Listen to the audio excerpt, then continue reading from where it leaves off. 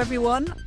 Welcome to Transatlantic Watch Party, where I, Cara, and my friend Dan here watch the same episode of a TV show, me in the UK, him in Canada, and then we get together on this TikTok Live /podcast and we chat about it. And today we are discussing Pan Am episode 10, Secrets and Lies, and what happened? I ran out of room on my page, my notebook, because so much happened.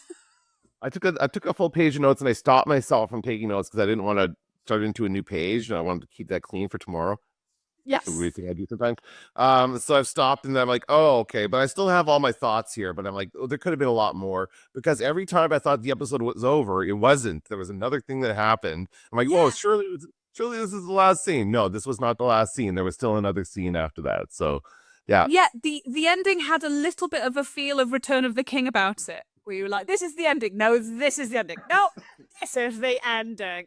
For a second there, I thought, is this the actual end of the series? Is there not 4 more episodes? I thought this was seeing to wrapping everything up. And part of me thinks that because, if they did wrap up certain storylines in this one, maybe they did know that it was being canceled at this point, at 10 episodes in, and they're like, well, we better start looking at this. I don't know. It's interesting that they were kind of wrapping up Kate's thing in this one. Yeah, but were they? Yeah, I don't know. Let's see. It was a fake out, or was it? Yeah, I don't know. It seems like she thinks she's done, but I don't think she is. So we will get to that, because that was one of the 75 endings that we had in this episode. In terms of note taking, there was some things where I just wrote down something and then a big slash line and then the next scene and then a big slash line and then because I had to squeeze them all onto one line because I was running out of space. So much. I thought last episode was busy and it turned out no. And I did look into Pan Am being cancelled. And I didn't do a full read of the Wikipedia page. I just read the summary at the top. And it got cancelled, and then they were trying to make a deal with Amazon because it had won the Rose d'Or, like the International TV Award for Best Series. So it was obviously well received critically. Amazon at that time, Amazon was already saving series. Was that happening? Yeah, it was 2012, I think, that they were looking for another series, like they were looking for someone to buy it. Okay. So yeah, 2012. Yeah, Amazon were doing things then. I didn't know if they were doing their own. Yeah, I wasn't sure they were doing their own shows at that point. So well, the only other show that I know of that they actually saved was The Expanse. Have you seen The Expanse? No. It's a sci-fi. It's a space in the future. We're living out in the solar system. And it was went for 3 seasons on Sci-Fi, the Sci-Fi network in the US. And then it was canceled. And then there was a huge, I think they actually appealed directly to Jeff Bezos at some kind of conference that he was, it might have been like South by Southwest or something like that he was at. And everyone was talking about it being canceled. And please save our beloved show. And so he said yes, and they saved The Expanse. And they did 3 more seasons, I think, on. Oh, wow. But now I've heard that those first 3 seasons are now going to be leaving Prime because the rights are up. So now you're only going to be able to see the last 3 seasons of Expanse on Prime, not the first 3 seasons. And where those first 3 seasons are going, nobody knows. Like, who knows who owns the rights to that? It's really weird. But that's so irritating when they start series like that. That is so irritating. Can I just give you a brief detour because you mentioned sci-fi and I saw something really funny. There's a place local to me. It's one of those big dishes, that listens to the sky for aliens. Oh, yeah. There's 3 dishes. There's the daddy dish, the mommy dish, and the baby dish, and it's called Jodrell Bank. And they are doing a sci-fi film festival on their, like, big sort of wraparound screen sort of thing, huge dome. So that'll be very interesting. And it's a sci-fi. A science fiction, fiction based on science. Yeah. And the films they are showing include Back to the Future and WALL-E and The Martian and these sci-fi films. Ooh. And Hidden Figures. And I was like, wait, what are you trying to say? That never happened. It's a made up I'm story. trying to say it's so ridiculous that it couldn't have happened because it definitely happened. It's the only one. It's such a weird. Well, clearly It's the trying to satire. inspire. It's like I get what they're trying to do with that, right? Like they want to inspire young black women or black girls or something, or even just young girls to go into the sciences, which is great, but it's not fiction. It's Not not. that fiction. No. True story. Like, of all the not actually science fiction films to put in here, that just seems like someone made a very bad decision there. Yeah. Yeah. Or you could have called it the Science Film Festival, not Science Fiction Film Festival, Science Film Festival. And then it's to be anything, right? You could do whatever you wanted.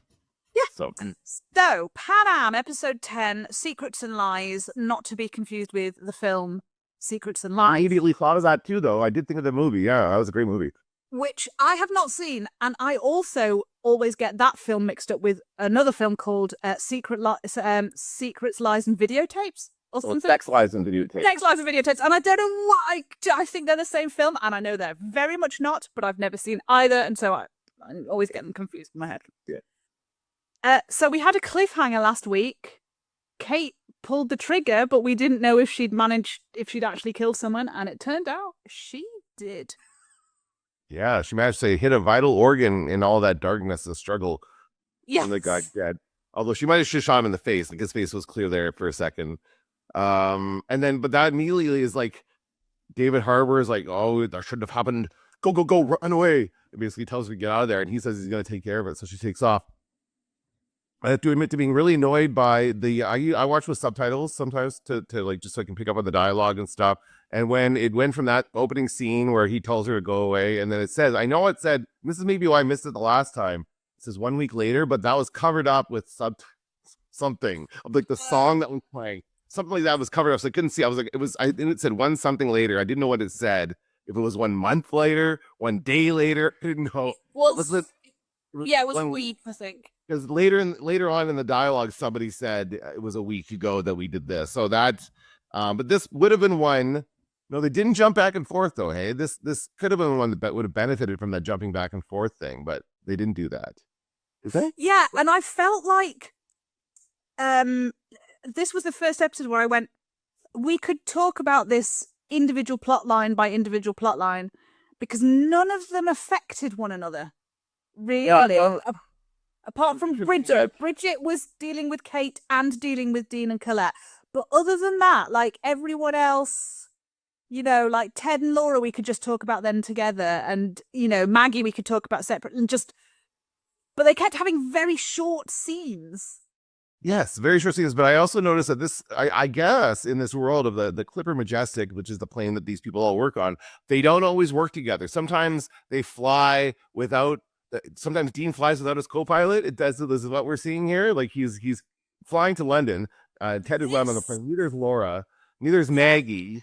And then I'm looking at those. Like there's a scene where they're all lining up to say hi to everybody as they come on the plane, and there's 2 other stewardesses there. And like, who are those other stewardesses? Where did these people come from? Like, yeah, I literally wrote down, who the fuck are those 2 other stewardesses?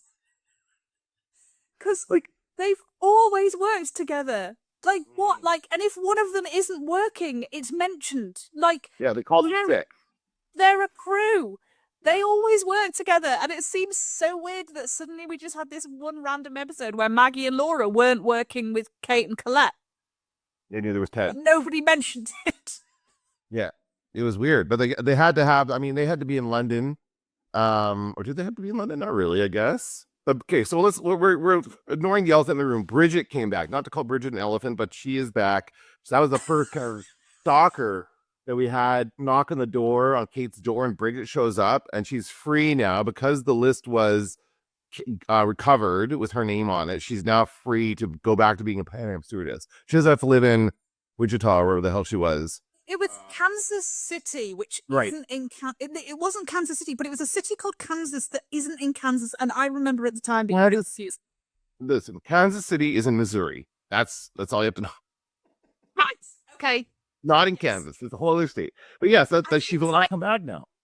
Yeah, and I was like, okay, what doesn't really make sense, because the reason they got rid of her in the first place was not because her name was on the list. It's because she didn't follow orders correctly.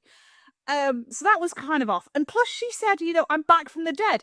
They didn't tell people she died. They just gave her a different identity, and she went off and carried on her life in, the middle of nowhere. And that is a judgment on Kansas City that I got from the show. I don't know anything about it. But she did not seem happy to be going there. No, and so she's happy to be back, but she yeah, you're right. The like, why would they just allow her to break her cover and come back just because, right? She still knows a lot about whatever happened to the CIA. She's not coming back to be a spy. She apparently wanted to come back and just be a stewardess again, but she's flying back as a passenger on this flight to go back to London to guess rejoin at in the London office, because it's her home office. I made a note here, like, Kate has to go to the park bench to talk to her handler. I thought, the only people who actually use benches in parks are spies. I'm pretty sure nobody else uses those benches. In that scene, there's a guy across if you look at that scene, there's a guy across the walk on the other bench on the other side. I'm like, that guy's probably a spy. He's probably just waiting for somebody else to talk to him on his mission. But they're always in park benches, always. It's so cliche. And then they so many times they try and pretend they're not talking to each other, and I'm like, why are you even doing that? Just talk to one another. It doesn't matter. Yeah, you're up. Weirder to sit down next to a man holding a newspaper and be going, than just to have a conversation like two people would on a park bench. Yes, exactly. So weird. But before we get to that, if we're going in order of the episode, do you want to do that, or do you want to do plotline? Well, yeah, go ahead. Whatever you want. Just that we get the information that Laura is actually learning photography. She's having lessons with the camera that Kate bought her. And then the congressman turns up. The congressman turns up at their apartment. So I think that is a wild misuse of power from that gentleman to have found out where Maggie lives. And she said, and there were two great lines, because he says, Maggie's like, what if he's come to arrest me? And he's like, I'm not a law officer, I'm not with law enforcement, I can't arrest you. And he says, I forgot my handcuffs, but something tells me you might have your own. Ooh, kinky. Nice line, sir. But then she hits back with, I heard you could strangle Republicans with them, so I thought I should invest in a pair. I was like, that was good. Yeah. And so he asks her out, because I guess he likes her. He wants to go out with her, and he wants to. Is he like? She's like, why do you like me? And he says, because you're insane. And you're like, it's just you're reckless and ridiculous, and I'm fascinated by you. Mm-hmm. And I'm like, yeah, that's okay, but you have wildly different ideas about the world. And she has apparently written an article or something about him. Like, I was never clear what the actual piece was. Well, when we meet Mike later, when she goes to see Mike, and thinking that the piece is going to be published in the Village Voice, he's like, it's a hate piece. Like, she's just written it to take him down and tell everyone he's a piece of shit. And so Mike's like, yeah, that's not really an article. He's got a point. I wrote down that she is getting good advice about, like, he's right, and you should read these articles and learn from them, and then learn how to write. That's like I teach in a program where we teach journalism, and that's what we tell our students. You need to learn. You can't just think you can come into this. And I thought I actually misunderstood. I guess maybe we should do this by storyline, because we're just going to follow Maggie. Yeah. I thought she was going to take advantage of that, because he told her that they weren't going to publish it, gave her those articles, and then he takes off. I thought she was going to say yes to the date and then take advantage of that to publish it, write something else about him, get some dirt on him or something, and then go back and say, I have this or something like that. I didn't think she was genuinely interested in this guy. It was a weird thing. I think that might have been her idea at the beginning, was like, okay, I will, because I genuinely think that, because what happened at the end, and we're skipping around a terrible amount, but what happened at the end was she found out they were going to publish the hate piece, and at this point she's like, no, and I think it's partly, I like this guy now, don't do this, but also I think she would have maybe written a different article, but she hasn't been given the chance to now because he's never going to talk to her again, which is a good thing. Because when she meets up with him in that diner, and he's like all folksy and human, and like, I worked here in this diner to get myself through law school because my mum is this and my dad is this, and we didn't have money, and I wet the bed till I was 11. And she says, why are you telling me all this? And he says, let me find it, because it was, he said, in the desperate hope that who I am as a person is more interesting to you than who I am as a politician. And I wrote down, sir, need I remind you that in the last episode you said, and I quote, Mussolini was a childhood hero. Who you are is who you are as a politician. Right. Yeah. If you believe those kinds of things, that's who you are as a person. Those are your ethics and your morals. That is who you are as a person. Mm-hmm. So I was just like, yeah, doesn't matter if you wet the bed till 11. If Mussolini was a child, maybe that's why you were still wetting the bed, sir. Meanwhile, there's also Ted and Laura. And Ted has to go have lunch with his father, which is a lovely prospect. And with this new girlfriend of his, who's very much what's the word I'm looking for? I don't want to say anything mean. She's not putting out. Oh, yes. She's very much a virgin, and she wants to stay that way, which is absolutely her right, even though virginity is a social construct. We don't need to get into that now. But yes, she wants to not put out. He calls it, she is firmly pants on. And something about a lockbox. He also had a lockbox analogy going on there, and I'm like, what's going on with that? And he is having the most Ted conversation with Laura before he goes out for lunch with Amanda and his father. Because, and I was just like, I couldn't decide if it was a good thing that he's so honest about how terrible he is. I was like, I'm glad he's being honest about, being awful, but why not just not be awful? Like, that's a possibility for you, Ted. He doesn't seem to realize that he is. He seems to think it's okay to be the way he is, I think, because part of the thing, it's part of the way he was raised. Although his dad... They had a whole conversation where she says, oh, Ted Vanderway finds a girl he's willing to wait for. And he says, I'm not willing to wait. That's my point. And she says, I want to respect you right now, but you don't make it easy. And there's a big pause. And he says, I thought you'd respect me if I was honest. And I was like, yeah, that's absolutely what he was going for. He was like, I will tell you all the awful things I think, and you'll have to respect me. Right. Yeah. No, that's not going to work. Yeah, so Ted is all into it. So he's looking for advice from her, and she tells him to back off, basically. She gives him good advice and says, leave her alone. It's her choice. And then she also reveals that, I guess, her lockbox is open, or whatever his analogy was. But not that it's any to his business, but he gets kind of freaked out by that, and then I think he has to go or something. Look, gets very excited about that, I think. He'll like, oh, and she's like, I'm not telling you anything more, but he's like. And it does feel a bit, it's weird because I think that they're trying to like show that Laura likes him, but now he's interested in this other girl, so he's not interested in her anymore. So she's kind of been friend zoned a bit. So that like she's kind of jealous and she kind of looks at him in a different way. But I think it's interesting that he's now being completely open and honest with her because he doesn't think he has a chance with her anymore. He's just not interested. Like he's just so focused on one person, right? Yes. There is that. I think he does still like her, but I think he maybe has. They're setting up the plot line of he's moved on. She rebuffed him enough that he's moved on, and now she's finally realized after last week. With, as I said, they brought in that shitty pilot to make Ted look good. Now she wants Ted. So cheap. Yeah, that's true. Yeah, so and then the lunch. I have to say that girl was fantastic. Amanda was wonderful because his dad was giving him shit, and I just wrote down, "Fuck you, Ted's dad." Yeah, that's awful. I'm not a fan of Ted's dad.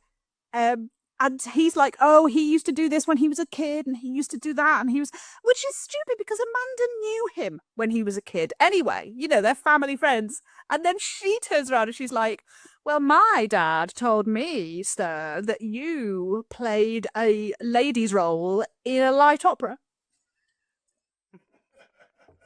Which mine is fantastic. Well done. But I am very familiar with the Mikado. I have performed it professionally twice. I know that show. And the idea of him being Yum Yum, when he's sitting there with that beard, I'm like, I know you were like younger. And we have many all-male productions of Gilbert and Sullivan operettas now, which I don't like. Men have enough opportunities as it is. There are so few roles for women. Just let us have the ones we were given to begin with, for heaven's sake. But yes, but I did like the way he sort of came round to it and claimed it as I have to say, I made a very nice Yum Yum. Yeah, because she is charming. So even though she's having a dig at you, she can make it, make you sort of. Like, I just thought she played it fantastically well. Yeah, that was a very well played situation. She took him down. She stopped him from tearing into Ted, which is like, I guess he can't help doing. It's like a instinct with him. He just kind of has to tear his son down in front of other people. So she's like, just put him in his place, just shut him up. He looks away, and he's just like, trying to think of something else to say in that moment, I think. And it was just like, okay. So yeah, Ted was happy about that. And then because Ted was happy about that, he is now willing to wait to have sex with her. Yes, that's right. Not very long though. No, because he wants to propose marriage. That's right. That was how that one ended up. It's like, I need you to help me pick out a wedding ring to Laura, because he wants to like propose. It's like he's gonna wait a couple of days, maybe a couple of weeks to get married. Like, it's just, come on, Ted. You totally missed the point of this. Yeah, because his problem at the beginning was that she wouldn't sleep with him, and he thought he was going to have to break up with her because he'd rather be with a woman who would sleep with him. And now he's decided he wants to sleep with this one individual woman so much that he has to marry her so that he can get into her pants. Right, because it's the only way she's going to do it. That's her. She decided, right? And he's like, well, the only way I can respect her rules to marry her. So that's he's just terrible. Yeah. And we do see at the end of Laura's ending is her wistfully looking at the pictures that she took of Ted with that song, like, I Have a Secret. I can't remember what it was, but it was about being in love with somebody.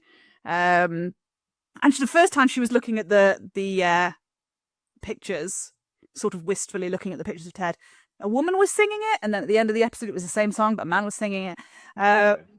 So yeah, she's definitely into Ted now.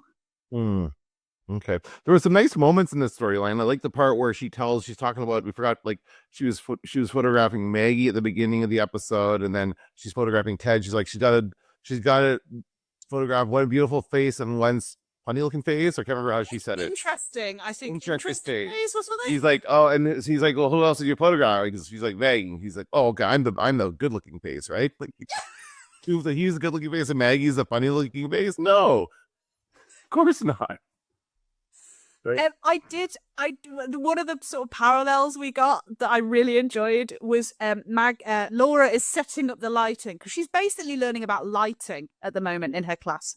So she's doing these portraits to understand lighting, a face, and she like is setting up the lights, and he starts reciting his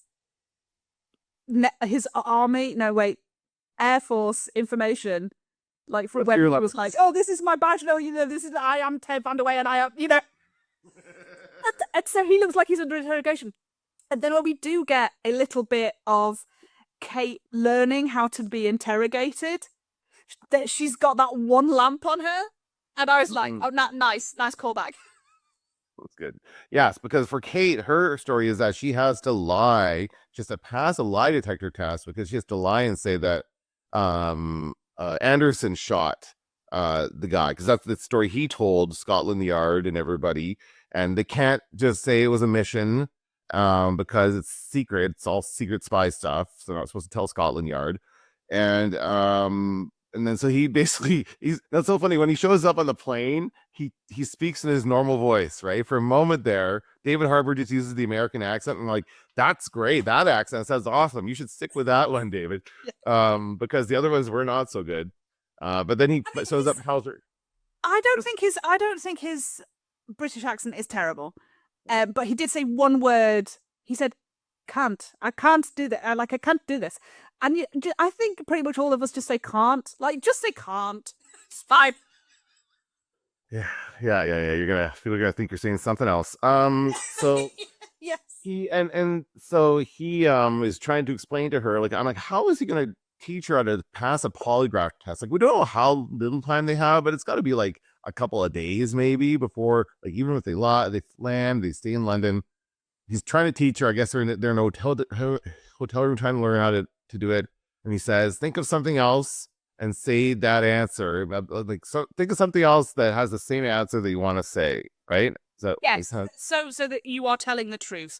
Ask right, yourself a question. Yes. So if you need to answer no, you ask yourself a lie. Like, do I have, am I wearing red shoes? The answer is no. So you can say no, and the polygraph will pick it up as a truth. Yeah. I got to say, there's probably no way that works. I don't think it's a real way to pass a polygraph.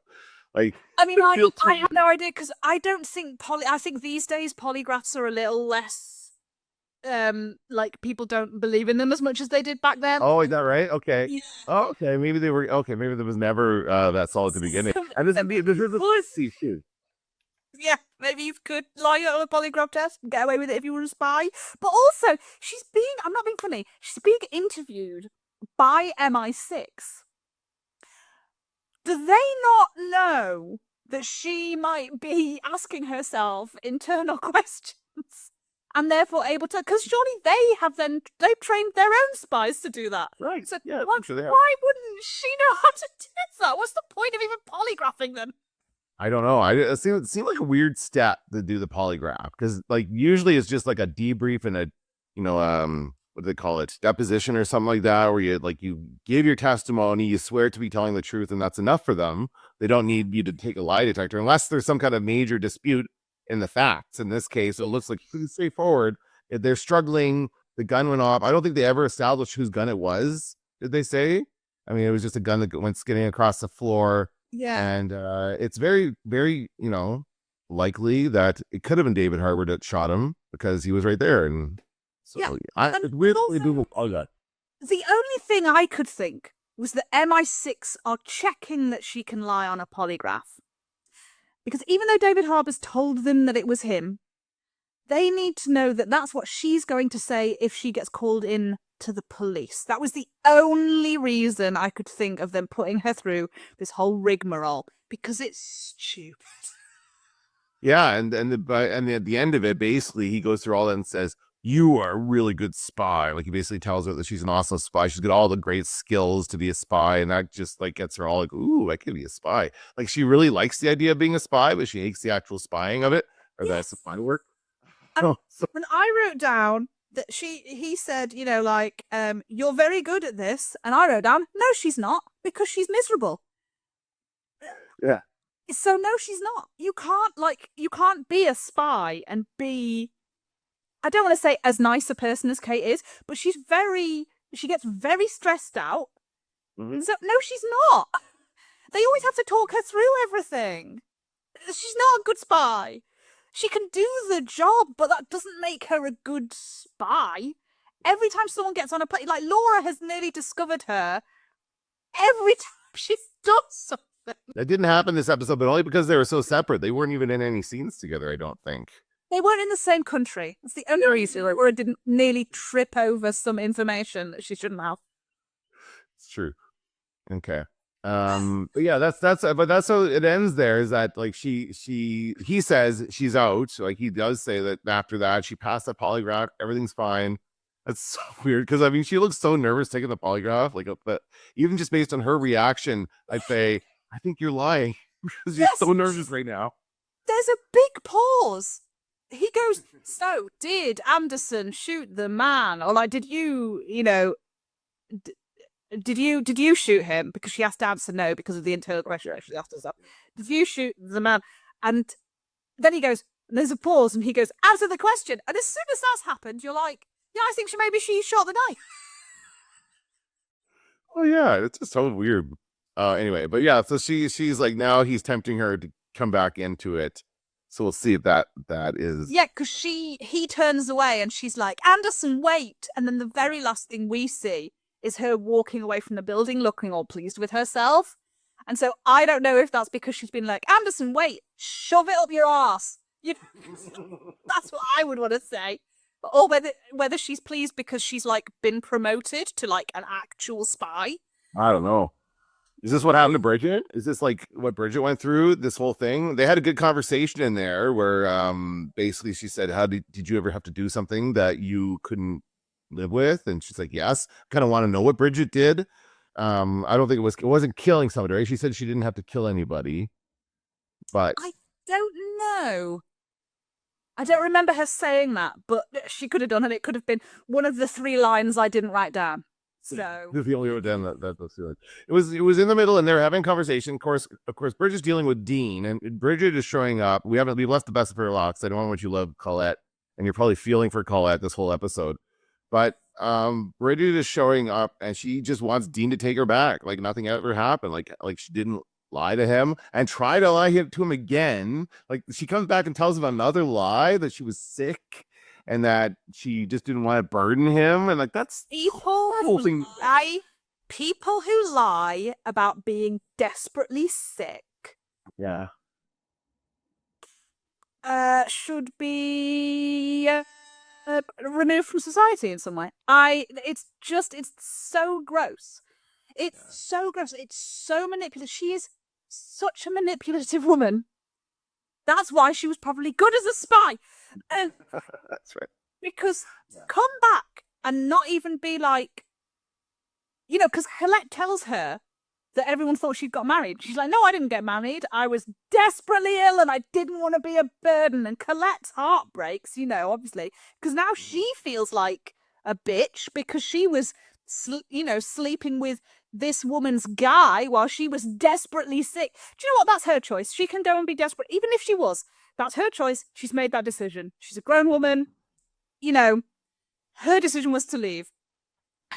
And she doesn't say to Dean immediately, I wasn't married. Because he's like, oh, well, it must be nice for you to have the all clear. It must be really nice for your husband. So she's laid on the whole illness thing before she even gets to, no, you're wrong about that bit. Yeah. It's very true. I don't know, like, did we hear, as a viewer, did we hear a rumor that she had been married, or was that something they just kind of put in there? Because I don't remember that part at all from before. I don't know if you ever explained. No, I don't. I think that might have just been a rumor that somebody heard. I can't remember there being. Certainly, she didn't tell anyone that because she just disappeared in the first episode. Right. Dean went to her apartment and it was like empty, and she'd left the wings that he'd given to her as a proposal gift and stuff. Yeah. But I think later we did hear like a rumor that she'd married someone else. Anyway, guy opening, but yeah. He is not taking any of it. He does not believe her, or maybe if it does, he doesn't like that. Like, I would be angry if somebody came to me and said, I left because I was sick and I didn't want to burden you. First of all, what kind of sickness was it? Like, we talking cancer here? We talking like what kind of thing? And what are you talking about? I would be crazy worried about you, and I would want to know what was going on. And so he's like, no, I'm not having this. He walks away. He goes right up to Colette. So just before they even fly to London, goes up to her and says, no, this is, you and me are still a thing. I still want you. I don't want her. And Colette feels awfully right. She feels like she's getting in the middle of this now, and she didn't mean to be. Like, she was just kind of having fun with the pilot. But I think she's got a point though, where she says at some point, she says that he needs to kind of deal with this, because she is showing up and she keeps saying, I want you back. And so they can't just kind of continue on like as they were with that happening on the side. Because he's like, I'm over it. And she goes, you're not. Colette is so emotionally smart. Yeah. In this. Like, again, I could not love this woman more. she is doing exactly what I would do in that situation, which is saying, this is something you have to deal with, and I will never be able to trust it if you haven't given yourself enough time to like really think if you want to be with her. Like, just, I won't be upset if you choose her, and I won't be upset if you choose me. But give yourself enough time to actually, if this is a big thing for this woman that you wanted to marry, to just turn up again out of the blue and then tell you she was sick. Like, it's a big thing. The thing he thinks is that even if she were sick, even whatever, he thinks she cheated on him because she kept meeting these other guys and there were always looks and notes being passed. And so then why he thought that? Then why did he propose to her? It's my question. Like, this is, you know. Well, I mean, because he was so into her, it didn't matter. That's Maybe he didn't realize till after the TV show. Now thinking back on it, he's like, oh yeah, she was always looking at guys. But well, because now also he has Colette as another option. Before he didn't know that, and who would choose anyone over Colette? Nobody. They'd be idiots. Colette is brilliant. And so now that he's experienced something else, there's sort of less of that desperation to marry Bridget. And so now he's able to look back on their relationship and go, maybe I wasn't as happy as I thought I was, which is what often happens after the end of a relationship. But yeah, so he thinks she was cheating on him, and so she tells him about being a spy. And he doesn't believe her, which is exactly what I thought would happen. It's like, no, that's even worse than the being sick thing. That's going to sound so much more fake after the first lie. Like, I mean, even if she had led with that, he probably still wouldn't have believed her. So I don't think she had any of she really having anything else to do. Should have led with that. I'm a spy. And he'd be like, yeah, fine, all right, carry on.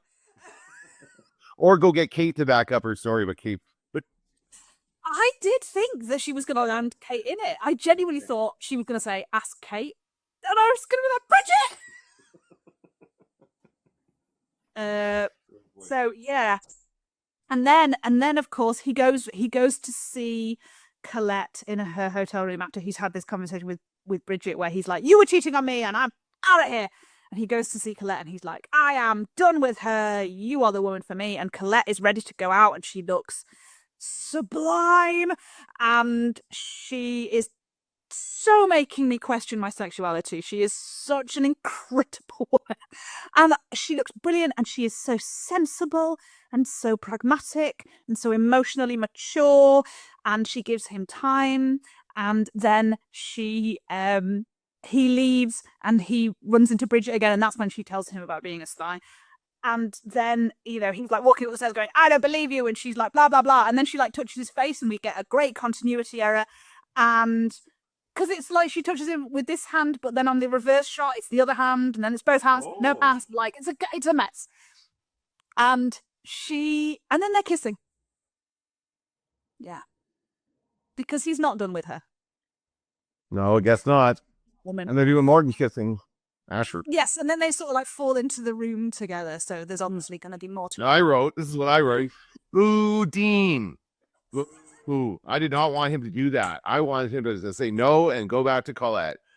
But it doesn't. But I think you're right. I think this is about him meeting somebody, and so Colette rejected him, and so he has no choice but to go to the only other woman who will accept him right now, which is Bridget, right? So he's just like, I need somebody. And again, that is what I say about emotional maturity. Colette was not rejecting him. She was saying, give yourself a week, dude, because I know what a big deal this is, and you not recognizing what a big deal this isn't going to help either of us in this relationship. Because you're going to stay with me, and then in a week, you might go, actually, do you know what? I should have been with her. So just take that week now without breaking my heart. But he sees that as, well, she's got rid of me, so I'll go to the other one. And you're like, no, that's not what. Oh my God. No, that's not. Oh man, that's not good. But yeah, this episode ended with a lot of sex because Maggie was also having sex with the congressman. We forgot about that part. That's how her storyline ended up, where they are going to publish the hate piece. The guy there, her friend fleshed it out with some actual facts. He did some research, put some real facts in there, made it a better article. And then they're going to publish it. Now she's like, she's going to go tell him.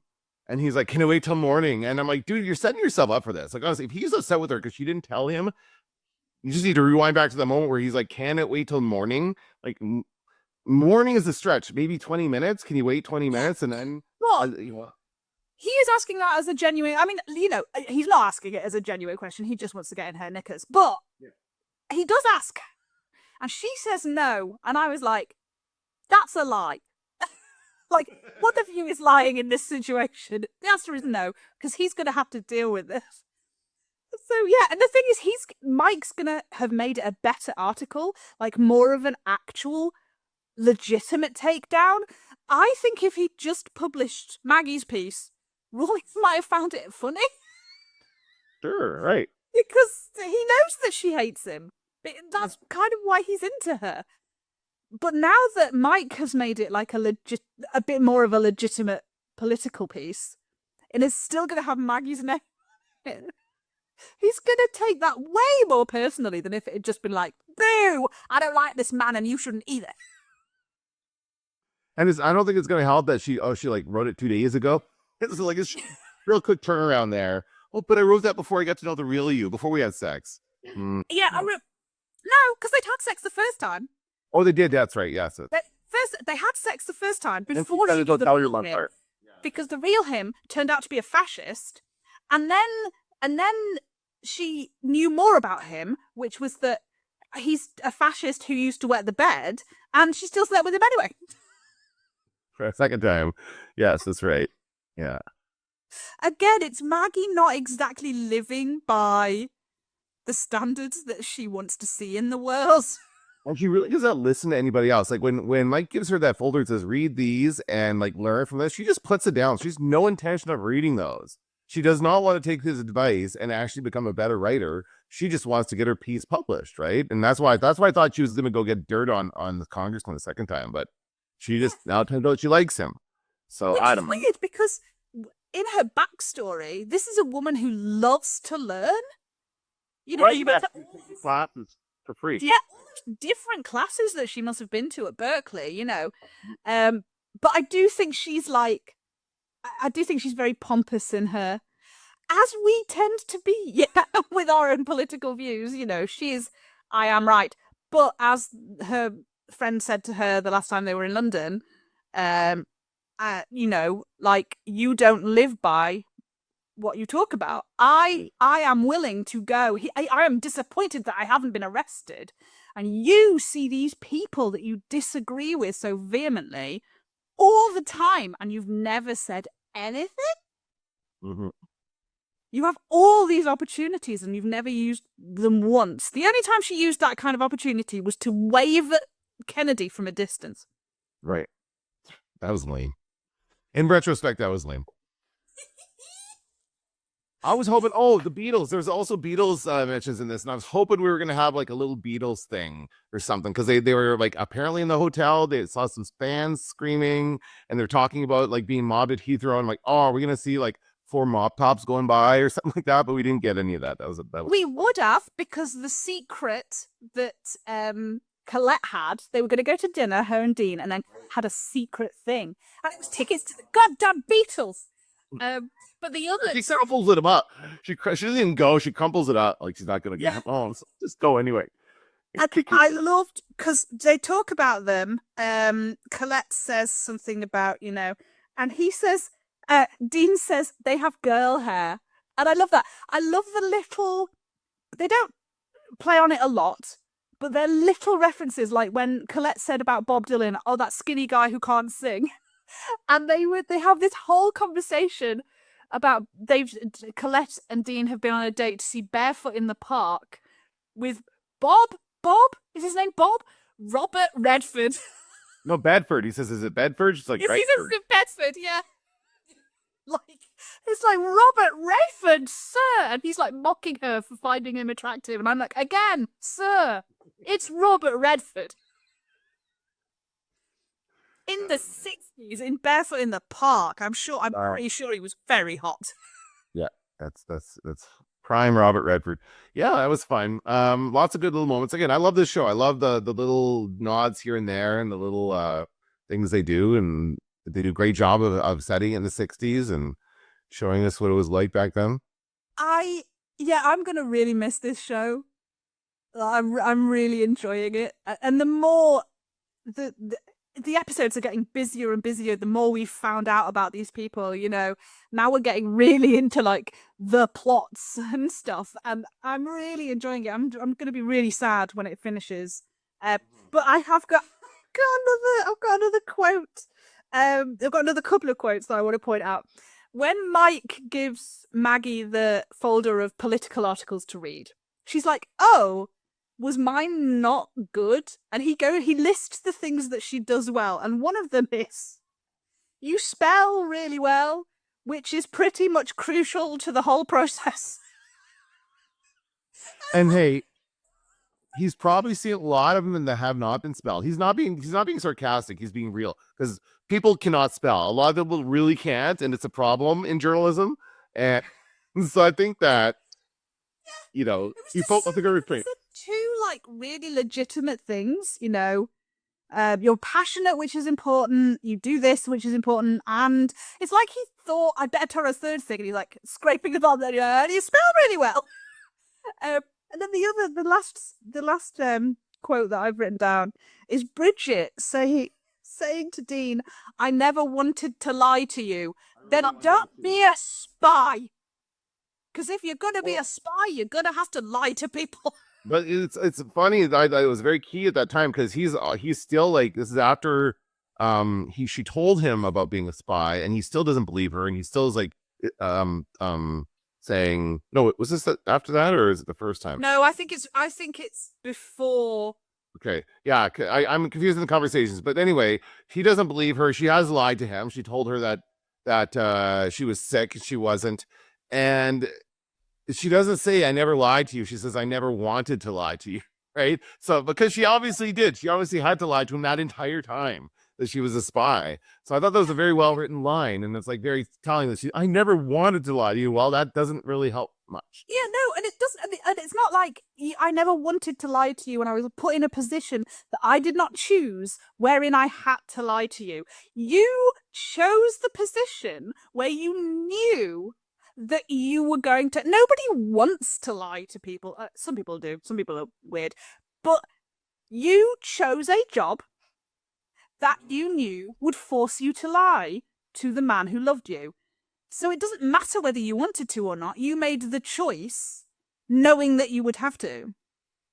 Also, similar a conversation to the one that Kate and what's his name had a couple episodes ago. Hey, Kate and Nico. Yeah, like, and it was just the other way around. Like, and he felt she betrayed him, and she was lying to him, and she was. I mean, she absolutely was. I mean, not about everything he thought. Like he thought she knew what the bugging of the room and that kind of stuff, and she didn't. But she was lying to him for the whole time about being a spy. And that just kind of comes with the territory, right? Yeah, yeah. And if you don't know that, you're incredibly naive. And if you didn't want to lie to him, then the minute you started that situation, break up with him. Yeah. And then you don't have to lie you'll have to lie about why you're breaking up, but you won't have to continuously lie to him. Yeah. There were other options that you had, Bridget. That's what I'm saying. Okay. Although I will say something nice about Bridget, her hair was incredible. When she had it in this like updo, beehive situation.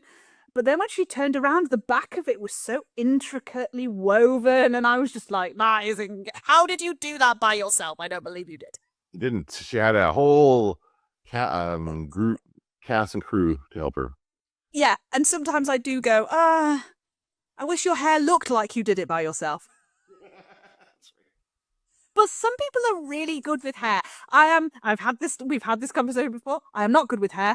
I shaved all mine off and I'm so much happier. But some people are genuinely, they can do all sorts of things with their own hair, behind their head without looking. So maybe she is one of those people. But yeah, it looked really good. And like just Laura, I just keep thinking about, like, Laura is so adorable. I am not surprised. My favorite line from Laura was right at the beginning. She's like, when he was at the door at the beginning of the apartment, he's like, "Bye, Maggie's blonde friend, bye, Mr. Congressman, man, sir, whatever she said. It was hilarious. But she kind of does like a little salute or something. And like Maggie looks at her like she's weird, and I'm like, "You're the one who slept with the guy, Jesus."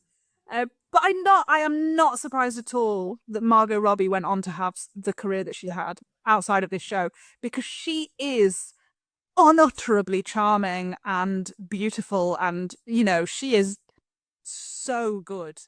Mm-hmm. Like I'd be curious to know how soon after this did she get her first major role in something. I can't remember the first thing I saw her in. Wolf of Wall Street. Wolf of Wall Street, was that it? Yeah, probably. I didn't see that one when it first came out, but I don't know when that came out. I think I went to some kind of screening of that, or a premiere. I can't remember which one it was. Yeah, and she was like this,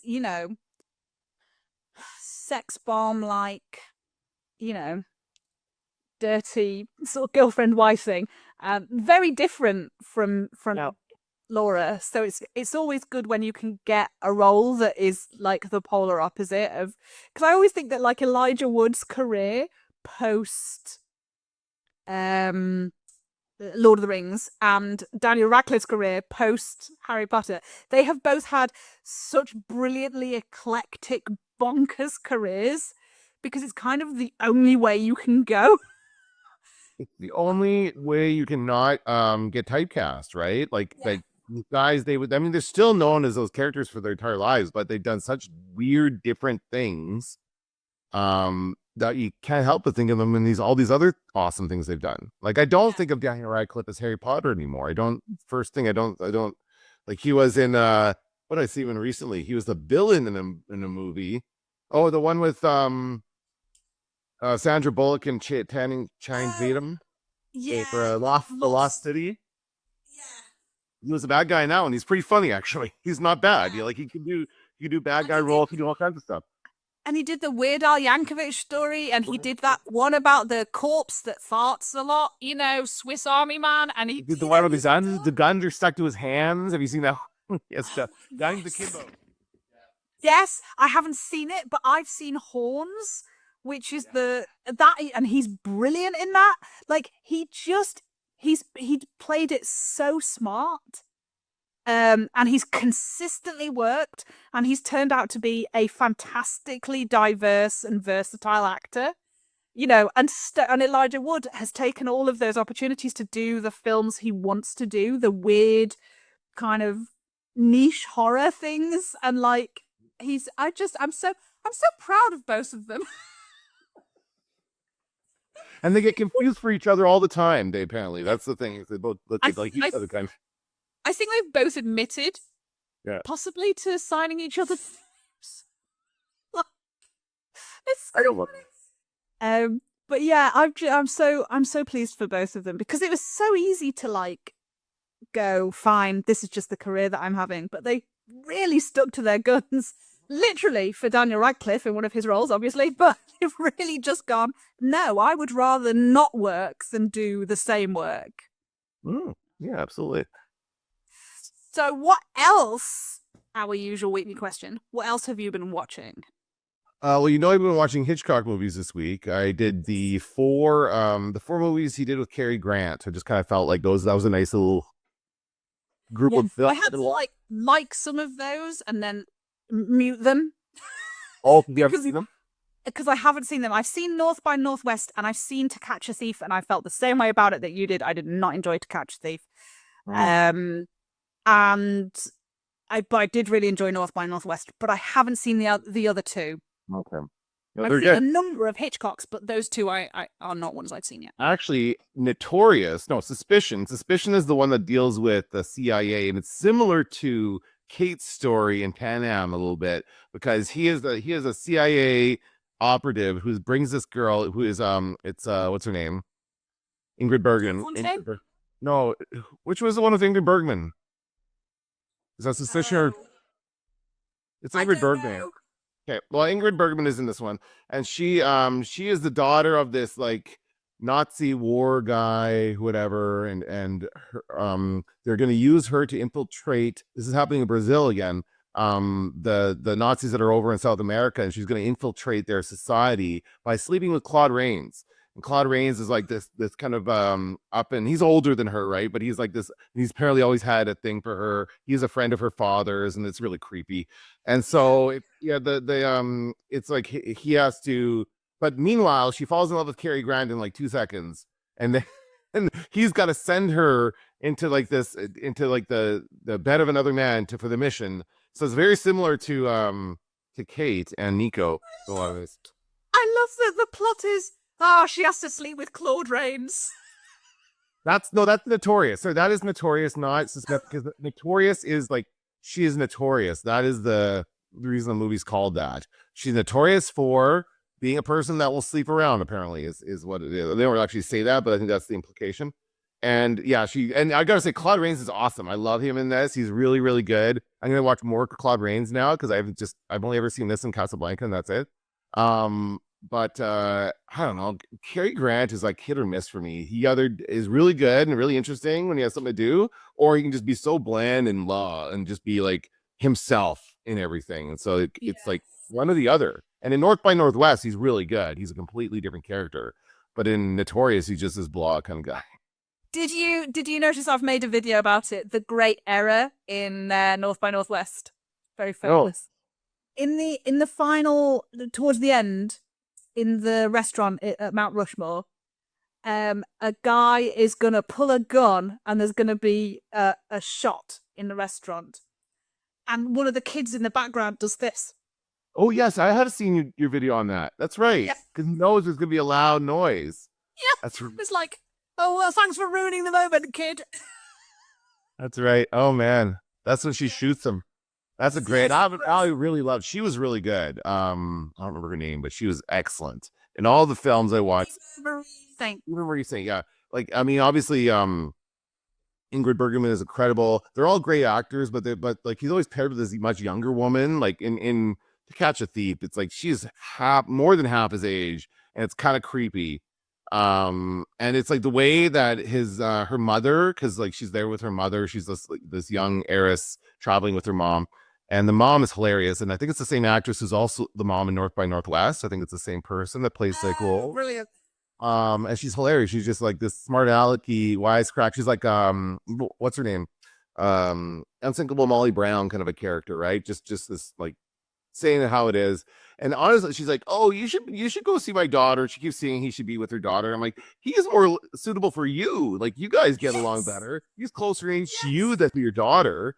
That's much better. Like she would be a much better partner for him. But anyway, he's paired up with the younger girl in a creepy way. And I mean, because Hitchcock had that whole thing about blondes. I have a question here about we should get going though. Actually, Matt's asked him to come in as a guest, but we're actually going to wrap it up. We've been on for an hour now, so yeah, we've gone over time, which we don't usually do. So thank you, Cara, for another great discussion on Pan Am. Next week is episode 11. I didn't see what it was called, but I'm looking forward to it. Four more episodes, and then we're done. I'm sad about that. Then we'll be back to 911. I'm looking forward to 911 coming back, but that show feels even more silly now after this show. All right. So we'll have that. We'll have more Pan Am next week. So thanks, Dan. Bye.